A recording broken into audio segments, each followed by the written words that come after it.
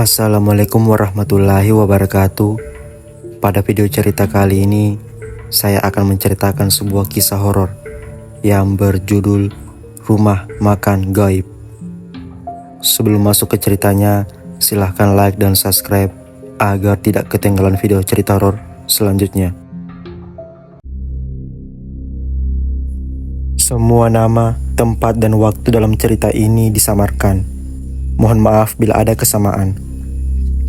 Cerita ini terjadi ketika aku dan keluargaku melakukan perjalanan dari Jawa Barat menuju kampung halamanku yang ada di Jawa Timur. Dan tidak hanya aku, waktu itu semua anggota keluargaku benar-benar masuk dan makan di sebuah rumah makan yang ternyata rumah makan tersebut adalah rumah makan gaib. Awalnya, sepertinya anak pertamaku telah menyadari jika rumah makan tersebut adalah rumah makan gaib. Namun karena aku saja yang kurang peka dengan semua isyarat yang telah diberikannya, akhirnya semuanya pun terjadi begitu saja. Masih sangat teringat jelas di kepalaku. Waktu itu adalah hari libur panjang anakku, setelah dia selesai melakukan ujian nasional di sekolahnya. Aku yang memang sudah lama tidak berjumpa dengan ibuku, waktu itu hendak mengajak suamiku untuk mengunjung orang tuaku yang ada di Jawa Timur. "Mas, mumpung dia libur, ayo pulang ke Jawa Timur," ucapku memulai obrolan di malam itu. "Kapan?" ucap suamiku singkat. "Ya, kamu bisanya kapan?" "Aku kangen banget sama ibu. Katanya Mbak Yuli juga melahirkan loh. Kan kita bisa sekalian jenguk dia," imbuhku. "Iya, tapi aku atur jadwal dulu ya dek. Kerjaanku masih banyak. Mungkin minggu depan aku baru bisa. Tapi ya nggak bisa lama-lama, gimana?" "Iya mas, tapi kira-kira kapan? Biar aku telepon ibuku, siapa tahu beliau titip sesuatu." Kalau kita berangkat Kamis malam gimana?" "Jadi nanti kita berangkatnya setelah aku pulang kerja. Terus Jumat dan Sabtu kita di sana. Dan Minggu malam kita balik ke sini. Kalau gitu kan Senin aku bisa kerja lagi," terang suamiku. "Iya wes mas, terserah kamu," jawabku. "Bukannya apa-apa, kalau berangkatnya Kamis malam, aku tidak terlalu banyak cuti dek. Cutiku jadi cuman hari Jumat dan Sabtu saja. Kan Minggu aku memang libur," imbuh suamiku sambil melihat kalender yang memang terpasang di dinding rumahku. "Ya sudah, Kamis depannya berarti. Terima kasih ya mas," sahutku sambil memeluk suamiku dari belakang. Dan akhirnya aku dan suamiku pun sepakat untuk pulang ke Jawa Timur pada hari Kamis malam di minggu berikutnya. Singkat cerita, setelah beberapa hari berlalu, akhirnya hari yang kutunggu-tunggu itu pun telah tiba. Hari itu adalah hari Kamis, di mana aku hendak mengunjungi orang tuaku. Aku yang memang sudah lama tidak bertemu waktu itu benar-benar menjadi sibuk mempersiapkan barang bawaanku yang nantinya akan kuberikan kepada orang tua. "Aku kerja dulu ya dek, kamu siapkan semuanya. Jangan lupa bawa baju-bajuku dan barang-barang Lilia. Kasihan dia masih bayi, jangan sampai ada yang ketinggalan. Nanti sore pas aku pulang kerja semuanya harus sudah siap agar kita bisa langsung berangkat," ucap suamiku pagi itu sambil masuk ke dalam mobil dan pergi ke tempat kerjanya. "Iya mas," jawabku dengan mulai mempersiapkan barang-barangku. Waktu itu tentu saja aku menyiapkan semua barang bawaanku dan barang anakku yang saat itu masih balita. Dan tidak hanya itu, oleh-oleh buat orang tuaku yang memang sudah kusiapkan sebelumnya pun saat itu tidak lupa juga kutata rapi. Agar ketika suamiku pulang nanti, aku bisa langsung segera pergi. Hingga akhirnya sore itu pun tiba. Sore itu sekitar pukul 17.00 sore, suamiku pun pulang dari tempat kerjanya. Dan seketika memasukkan barang-barang yang memang sudah kusiapkan sejak pagi. "Mas, biar aku saja yang masukkan semuanya ke dalam mobil. Kamu makan dulu dan istirahat. Nanti habis maghrib kita berangkat. Kamu biar nggak terlalu capek, nanti kamu nyetir jauh loh," ucapku. "Sudah, nggak apa-apa dek. Kamu urusin saja baju Lilia. Mudah-mudahan dia nanti nggak rewel ya," sahut suamiku dengan terus memasukkan semua barang bawaannya satu persatu.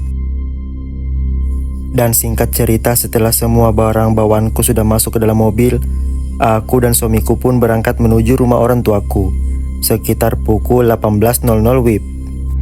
Sepanjang perjalanan, tentu saja waktu kuhabiskan dengan mengobrol bersama suamiku. Hal itu memang sengaja kulakukan karena selain agar suamiku tidak cepat mengantuk, malam itu keadaan jalanan benar-benar sangatlah sepi. Dan tanpa terasa waktu pun berlalu begitu saja. Pinggir jalanan yang awalnya masih terlihat padat dengan pemukiman penduduk, malam itu perlahan mulai sepi, dengan tidak adanya rumah yang terlihat berdiri. Hingga akhirnya setelah beberapa jam kemudian, malam itu pun aku sampai di kawasan hutan yang jauh dari keramaian. Malam itu waktu di ponselku sudah menunjukkan pukul 00.45 dini hari. Keadaan jalanan yang sepi ditambah dengan tidak ada satupun lampu yang terlihat menerangi. "Mas, hati-hati ya," ucapku sambil melihat ke arah kanan kiri, yang di situ yang kulihat hanyalah pepohonan rimbun yang berjejer dengan rapi. Namun untungnya setelah beberapa saat berjalan, malam itu aku tiba-tiba melihat dari kejauhan ada sebuah cahaya kuning kecil yang ketika kami semakin mendekatinya, ternyata sumber lampu redup tersebut adalah sebuah rumah makan. Rumah makan yang sepertinya satu-satunya rumah makan yang ada di kawasan hutan ini. Mengetahui hal itu, suamiku yang sebelumnya diam, malam itu tiba-tiba mengajakku untuk mampir ke rumah makan itu. Karena aku pun tahu, suamiku sejak pulang kerja masih belum makan sama sekali. "Kita makan dulu ya, Dek. Aku lapar nih," ucap suamiku tiba-tiba dengan memulai meminggirkan mobilnya. Dan setelah mobil berhenti di depan rumah makan itu, akhirnya aku dan sekeluarga pun turun dari kendaraan dan mulai melangkahkan kaki masuk ke dalam rumah makan yang waktu itu memang ada beberapa pembeli yang terlihat duduk di kursi-kursi yang telah disediakan. Namun anehnya, waktu itu aku memang sempat berpikir, karena meskipun banyak pembeli, tetapi aku sama sekali tidak melihat adanya kendaraan. Tidak adanya kendaraan yang terparkir di depan rumah makan tersebut selain kendaraan milikku. Padahal nyatanya, perlu kalian tahu, rumah makan itu berada di tengah-tengah hutan yang letaknya lumayan jauh dari pemukiman. Semua pembeli ini kesini naik apa ya? Kok nggak ada motor atau mobil sih? Yang ada cuma mobilku. Masa mereka kesini jalan kaki? Kan di sini nggak ada rumah, pikirku dalam hati sambil berjalan masuk ke dalam rumah makan itu. Namun anehnya belum selesai aku memikirkan semua itu, tiba-tiba aku dikagetkan dengan anak pertamaku, yang saat itu tiba-tiba menarik bajuku. "Ma, ada apa nak?" sahutku sambil menoleh ke arah anakku yang saat itu berdiri tepat di sampingku. "Aku nggak mau makan." Mendengar hal itu, tentu saja aku pun seketika terkejut dan sedikit emosi karena waktu itu aku pun tahu jika Dio juga masih belum makan sejak tadi. "Loh, kok nggak mau? Sudah, kamu harus makan, soalnya nanti nggak ada rumah makan lagi. Rumah nenek masih jauh, jangan bandel," ucapku sambil sesekali menoleh ke arah suamiku yang saat itu masih terlihat sibuk memilih menu makanan yang memang sudah disiapkan. "Kamu makan apa, Dek?" ucap suamiku. "Ayam goreng aja, Mas." "Oh iya, nih si Dio nggak mau makan katanya," imbuhku. Mendengar ucapanku, suamiku yang sebelumnya sibuk memilih menu makanan pun waktu itu tiba-tiba berjalan menghampiri Dio dan mencoba membujuk Dio agar dia mau makan di tempat itu. "Dio, kalau kamu nggak makan, besok kamu pasti sakit. Kalau sakit, kamu nggak bisa main sama Yuna. Katanya mau main sama Yuna. Kalau kamu mau makan, besok papa belikan mainan di rumah nenek," rayu suamiku. Namun anehnya, bukannya menurut, malam itu anakku malah terlihat diam sambil sama sekali tidak menjawab perkataan dari suamiku. Kok tumben Dio jadi pendiam? Kan biasanya dia rewel dan suka banget ngomong, pikirku dalam hati. "Kamu kenapa sih nak?" sahutku. Dan lagi-lagi bukannya menjawab, Dio malah terlihat diam sambil berlindung di belakang tubuhku, dengan tangannya yang juga meremas rok panjangku. "Mau makan apa?" ucap ibu-ibu tua pemilik rumah makan itu di sela-sela aku dan suamiku yang masih terus membujuk Dio. "Anu bu, ayam goreng 2 porsi, dan teh hangatnya 2. Oh iya, nambah 1 porsi lagi ayamnya ya, tapi dibungkus aja. Sepertinya anak saya lagi gak mau makan," terang suamiku sambil mendekati ibu-ibu tua pemilik warung tersebut. Dan anehnya, bukannya melayani dengan penuh ramah, waktu itu ibu-ibu tua pemilik rumah makan tersebut malah terlihat datar dengan tidak sekalipun tersenyum kepadaku. Pemilik rumah makan tersebut seorang ibu-ibu tua. Kalau saya taksir, beliau sekitar 60 tahunan. Kulitnya sawo matang dan keriput yang terdapat di seluruh wajahnya. Dan tidak hanya itu, wajah ibu-ibu tersebut benar-benar datar dan dingin. Tapi setelah kuperhatikan lagi, semua pembeli di rumah makan tersebut juga terlihat datar dengan tidak sekalipun mengeluarkan kata. Semuanya terlihat sibuk memakan makanannya dengan sesekali melihat ke arah bayiku yang saat itu masih tertidur lelap. Dan singkat cerita, setelah semua pesanan kami sudah disiapkan, akhirnya aku dan suamiku pun duduk di salah satu kursi yang memang telah disediakan. Waktu itu sembari menunggu pesananku selesai dibuatkan, tentu saja aku pun sesekali kembali melihat ke arah pembeli lain. Yang malam itu semua pembeli tersebut benar-benar terlihat sangatlah aneh. Jadi jangankan tertawa, berbicara saja waktu itu tidak ada yang terlihat. Hingga akhirnya meskipun keadaan rumah makan tergolong ramai, akan tetapi rasanya benar-benar terasa sepi, dengan tidak ada satupun orang yang terdengar mengeluarkan kata untuk berbicara. Yang terdengar waktu itu hanya suara jangkrik, ditambah dengan suara kipas angin yang terdengar terus berputar. Mengetahui hal itu, aku pun perlahan menarik baju suamiku, sambil sedikit berbisik jika keadaan di dalam rumah makan itu sangatlah mencurigakan. "Mas, rumah makan ini kok aneh ya? Semuanya pada diem," bisikku. "Aneh gimana?" "Ya gitu dek, semua pada diem kan, ini sudah malam. Mungkin mereka sudah ngantuk," jawab suamiku pelan. Dan setelah mendengar penuturan suamiku, aku pun akhirnya diam, dengan mulai kembali menyelimuti bayiku yang waktu itu masih dalam keadaan tertidur lelap. Namun anehnya, belum selesai aku menyelimuti bayiku, tiba-tiba aku dikagetkan dengan suara suamiku yang terlihat terkejut sambil memandangi ponselnya. "Loh dek, masa ini sudah jam 5 pagi sih?" ucap suamiku sambil menunjukkan ponselnya ke arahku. "Hah, yang benar," sahutku sambil ikut membuka ponselku. Dan setelah ponselku kuhidupkan, malam itu aku benar-benar sangat terkejut. Karena malam itu, waktu itu di ponselku benar-benar sudah menunjukkan pukul 05 pagi. "Loh, kok sudah jam 5 pagi sih? Perasaan tadi masuk rumah makan ini masih tengah malam deh," ucapku sambil terus mengutak-atik ponselku. Namun anehnya, belum selesai aku kebingungan dengan semua itu, tiba-tiba ibu-ibu pemilik warung itu pun datang menghampiriku dengan membawa makanan yang memang sudah lama kami tunggu-tunggu. "Terima kasih bu," ucapku pelan. Dan lagi-lagi waktu itu ibu-ibu pemilik warung tersebut hanya diam dengan tidak sekalipun menjawab ucapanku. Mengetahui hal itu, aku pun mencoba tidak lagi memperdulikannya dan mulai mengajak suamiku untuk memakan makanan yang ada. "Sudah mas, jangan difikirkan dulu. Mungkin jam di ponselnya yang koslet. Kamu makan dulu ya," ucapku sambil perlahan memberikan piring yang ada di depanku. "Iyalah, makan dulu lah," jawab suamiku singkat. Tapi anehnya ketika aku makan makanan yang memang sudah kupesan, aku kembali terkejut bukan main karena ternyata masakan yang ada di rumah makan tersebut rasanya sangatlah enak luar biasa. Merasakan hal itu, aku pun terus saja melahap makananku dengan sesekali terheran-heran dengan semua keadaan yang ada. "Masakannya enak banget nih, pantesan rumah makanan ini ramai," pikirku dalam hati sambil mengerahkan pandanganku ke arah anak pertamaku. "Dio, makan ya nak, enak loh. Kamu kenapa jadi diam aja?" tanyaku. "Sudah dek, Dio sudah kupesankan dibungkus. Nanti di mobil disuapin aja. Kayaknya dia capek perjalanan tadi.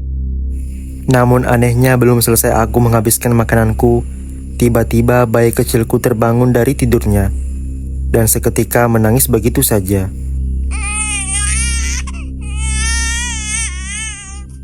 Dan tidak hanya itu, tangisan bayiku waktu itu juga tiba-tiba histeris, dengan aku yang sama sekali tidak tahu apa penyebabnya. Mengetahui hal itu, tentu saja aku pun seketika menenangkannya, sebisanya sambil berdiri dan mulai menggoyang-goyangkan tubuhnya. Hingga akhirnya setelah mengetahui semua itu, suamiku pun terlihat mempercepat memakan makanannya, dan mulai mengambil bayiku dan digendongnya. Sudah sini, biar aku yang tanganin. Kamu selesaiin makanannya, biar aku bawa Lilia keluar dulu. Biar ku tenangkan di mobil saja. Di sini takutnya ganggu orang lain, ucap suamiku dengan seketika berdiri dan keluar dari rumah makan tersebut sambil menggendong bayiku. Dan setelah suamiku pergi, tentu saja waktu itu aku di dalam rumah makan tersebut hanya bersama Dio yang waktu itu masih saja diam dengan tidak mengeluarkan sepatah kata pun. Di situ aku terus menghabiskan makananku yang tersisa hanya setengah saja. Dan tidak hanya itu, aku juga sesekali melihat ke arah pembeli lain. Yang anehnya mereka terus saja memakan makanannya yang ada di depannya tanpa terlihat berhenti. Dari tadi kok nggak selesai-selesai sih orang-orang ini kalau makan, pikirku dalam hati. Dengan sesekali mengarahkan pandanganku ke arah beberapa pembeli lain yang ada di rumah makan itu. Lampu di rumah makan tersebut masih menggunakan lampu kuning dengan cahaya lampu yang memang menyala tidak terlalu terang. Di dalam rumah makan terdapat sekitar 8 meja panjang yang setiap meja terdapat buah-buahan lengkap dengan beberapa makanan ringan dan gorengan. Hingga akhirnya setelah aku memandangi bagian dalam rumah makanan sambil mengunyah makananku, tiba-tiba pandanganku teralihkan dengan adanya kalender yang saat itu masih menunjukkan tahun 2000, yang tandanya kalender tersebut tertinggal 10 tahun yang lalu. Kalendernya kok masih tahun 2000? Apa memang sengaja nggak diganti-ganti? Pikirku. Dan anehnya belum selesai aku memikirkan semua itu, aku pun tiba-tiba kembali dikagetkan dengan teriakan anak pertamaku yang saat itu terlihat kembali menarik bajuku. Ma, ayo pergi, rintih anakku. Mama belum selesai makan kok mengajak pergi, sahutku. Dan tanpa menjawab perkataanku, tiba-tiba anakku terlihat berdiri dan pergi keluar sambil sedikit berlari seperti anak yang sedang ketakutan. Mengetahui hal itu, aku pun mencoba bersikap biasa saja, karena kupikir Dio waktu itu sedang menuju ke arah mobil yang kutahu. Di situ masih ada suamiku yang sedang menenangkan bayi kecilku. Dan singkat cerita, setelah aku selesai menghabiskan semua makananku, aku pun seketika menuju ke arah kasir, sambil kembali melihat ke arah beberapa pembeli lain yang masih saja terus memakan makanannya. Sesampainya di kasir, tentu saja aku pun menanyakan harga dari semua makanan yang sudah aku pesan sebelumnya. Semuanya berapa, Bu? Lalapan ayamnya 3 ya. 2 dimakan di sini dan 1 dibungkus. Minumnya 2 dan kerupuknya saya tadi ambil 5 biji, ucapku jelas. 15.000, ucap ibu-ibu tersebut singkat sambil menyerahkan bungkusan ayam goreng yang memang sudah kupesan sebelumnya tersebut. Hah? 15.000? Apa nggak salah, Bu? Kok murah banget? Sahutku heran. Namun anehnya bukannya menjawab, ibu-ibu tua tersebut terlihat hanya diam dengan terus menatap wajahku. Dan karena kurasa ibu-ibu tua tersebut terlihat sangat serius, akhirnya tanpa banyak tanya lagi, aku pun langsung membayarnya dan langsung berjalan pergi meninggalkan rumah makan itu. Waduh, kok aneh banget sih rumah makan ini, pikirku dalam hati sambil terus melangkah keluar. Dan sesampainya aku di luar rumah makan tersebut, aku pun seketika menghampiri suamiku yang saat itu masih berusaha menenangkan bayiku yang masih saja menangis terseduh-seduh. Lila, kok tumben ya, Dek? Dia nangis terus loh, gak diam sama sekali, ucap suamiku. Iya, Mas, kenapa ya? Sahutku dengan tanganku yang mengambil bayiku dari gendongan suamiku. Namun anehnya, belum selesai aku kebingungan dengan keadaan bayiku, Dio yang sebelumnya hanya diam, waktu itu tiba-tiba menangis tersedu-sedu sembari mengajak aku dan suamiku untuk segera pergi dari tempat itu. "Mama, Papa, ayo pergi," ucap Dio mengagetkanku. "Dio, kenapa kamu menangis? Kamu sudah besar loh, sudah kelas 6 SD. Kok masih nangis?" sahut suamiku. "Ayo kita pergi, Pa, cepetan, aku takut," rintih Dio. Dan karena kami rasa malam itu anakku sedang melihat sesuatu, akhirnya suamiku pun bergegas menjalankan mobilnya. Dan kami pun pergi meninggalkan rumah makan tersebut. Sepanjang perjalanan setelah dari rumah makan itu, bukannya diam, bayiku benar-benar seolah tidak bisa berhenti menangis. Dan tidak hanya itu, Dio yang biasanya jarang sekali menangis, waktu itu tiba-tiba juga ikut menangis histeris. Mengetahui hal itu, tentu saja aku dan suami kebingungan dan mulai cemas dengan keadaan yang sudah semakin mengkhawatirkan. "Bagaimana kalau kita cari rumah sakit aja sebentar? Kita periksakan anak-anak kita, Mas. Aku takut mereka kenapa-napa," ucapku. "Iya wes, sepertinya sebentar lagi pagi. Nanti kalau sudah pagi kita cari rumah sakit. Ini jam berapa ya, Dek?" sahut suamiku. Namun anehnya ketika aku membuka ponselku untuk melihat waktu, malam itu aku kembali terkejut. Karena saat itu jam di ponselku masih menunjukkan pukul 1.30 dini hari. Padahal nyatanya aku masih ingat dengan sangat jelas ketika aku masih di rumah makan tadi, jam ponsel sudah menunjukkan pukul 5 pagi. "Loh, kok masih jam 1? Perasaan tadi pas di rumah makan aku lihat jam sudah jam 5 pagi, ucapku bingung. Mendengar hal itu, suamiku pun seketika menghentikan laju mobilnya dan mulai membuka ponselnya untuk memastikan bahwa apa yang aku katakan tersebut memang benar adanya. "Waduh, iya Dek, ada yang tidak beres nih," imbuh suamiku sambil mondar-mandir di pinggir jalan raya. Mengetahui semua itu, akhirnya suamiku pun memutuskan untuk segera melanjutkan perjalanan. Dengan pikiran yang tentu saja sudah semakin tidak karuan. Rasa takut, bingung, dan heran waktu itu benar-benar campur aduk menjadi satu. Singkat cerita, setelah beberapa jam berjalan, aku dan suami akhirnya berhasil keluar dari kawasan jalanan hutan dan mulai masuk ke area perkotaan. Disitulah kami sengaja berhenti sejenak sambil kembali memikirkan kejadian yang sudah kami alami.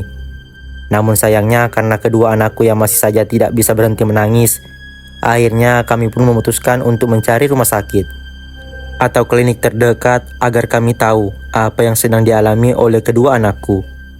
Dan akhirnya berbekal Google Maps yang ada di ponselku, sekitar pukul 7 pagi, aku pun sampai di sebuah rumah sakit kecil yang ada di pinggir jalan.